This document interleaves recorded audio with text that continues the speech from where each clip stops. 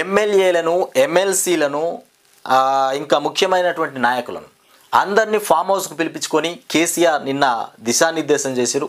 ఎందుకంటే వచ్చే స్థానిక ఎన్నికల్లో మరి కాంగ్రెస్ వైఫల్యాలను ప్రజల్లోకి ఎలా తీసుకెళ్లాలి, కాంగ్రెస్ చేస్తున్నటువంటి దుర్మార్గపు పాలన గురించి ప్రజలకు ఎలా వివరించాలి, ఇట్లాంటి అంశాల మీద నిన్న మొత్తానికి కేసీఆర్ ఫామ్ హౌస్లో ఎమ్మెల్యేలకు ఎమ్మెల్సీలకు ముఖ్య నాయకులందరికీ మొత్తానికి చెప్పడం జరిగింది. ఇంకొక విషయం ఏంటంటే 10 మంది ఎమ్మెల్యేలు ఎవరైతే ఆ పార్టీ ఫిరాయింపు చేసిరో ఆ 10 మంది గురించి కూడా నిన్న మొత్తానికి సమావేశంలో చర్చించడం జరిగింది.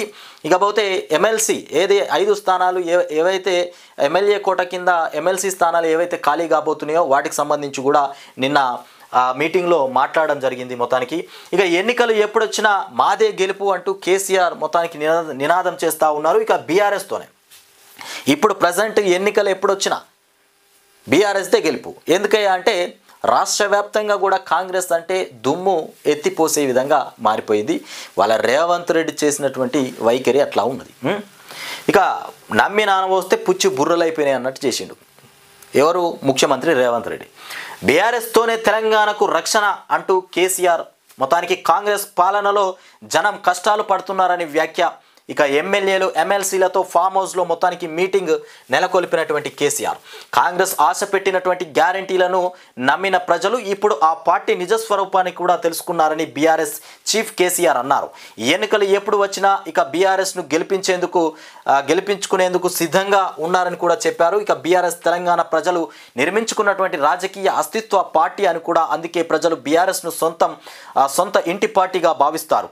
ఇక ప్రస్తుతం ప్రజలు ఎన్నో కష్టాలు పడుతున్నారు. ఇప్పుడు వాళ్ళంతా బీఆర్ఎస్ పార్టీనే తమకు రక్షణ అని కూడా నమ్ముతున్నారు ఇక అని వ్యాఖ్యానించినటువంటి అంశం.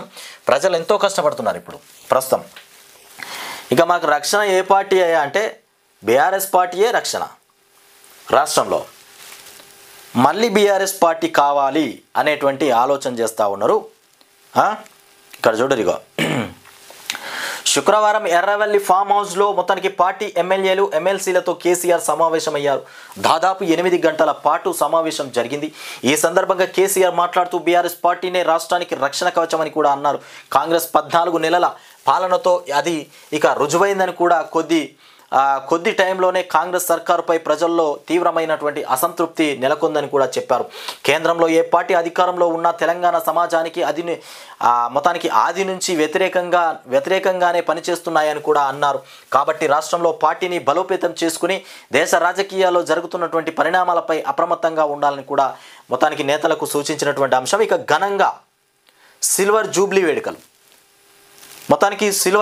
వేడుకలు ఘనంగా జరగాలి అంటూ ఇక పార్టీ ఆవిర్భవించి ఏప్రిల్ 27 నాటికి 25 ఏళ్లు పూర్తవుతున్నటువంటి నేపథ్యంలో సిల్వర్ జూబ్లీ వేడుకలు ఘనంగా నిర్వహించాలని కూడా నేతలకు కేసీఆర్ పిలుపునిచ్చారు.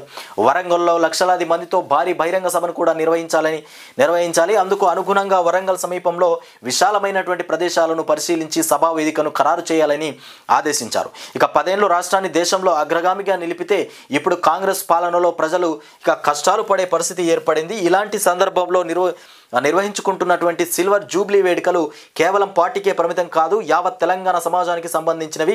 బహిరంగ సభకు సంబంధించి నియోజకవర్గాల వారీగా సన్నాహక సమావేశాలు నిర్వహించాలి. త్వరలోనే కమిటీలు వేస్తాం. ఇక సభ తర్వాత మొత్తానికి పార్టీని గ్రామం నుంచి రాష్ట్ర స్థాయి వరకు కూడా బలోపేతం చేయాలి.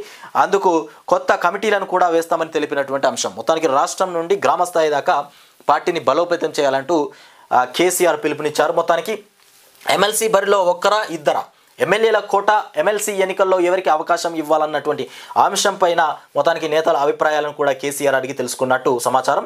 ప్రస్తుతం పార్టీకి ఉన్న బలం ఇక పరంగా ఒక సీటు ఖచ్చితంగా బీఆర్ఎస్కు దక్కుతుంది. అయితే 2వ సీట్లోనూ అభ్యర్థిని ఇక బరిలోకి దింపాలా వద్దా అన్న అంశంపైన కూడా సమాలోచనలు చేసినట్టు కూడా తెలిసింది. ఎమ్మెల్సీ అభ్యర్థులుగా ఇక సత్యవతి రాథోడ్, ఆర్ఎస్ ప్రవీణ్ కుమార్, దాసోజు శ్రవణ్ పేర్లు ప్రముఖంగా ఇక వినిపిస్తున్న ఎవరికి ఇక ఇన్ఫార్మ్ చేశారన్నటువంటి దానిపై ఇంకా క్లారిటీ రాలేదు. ఇక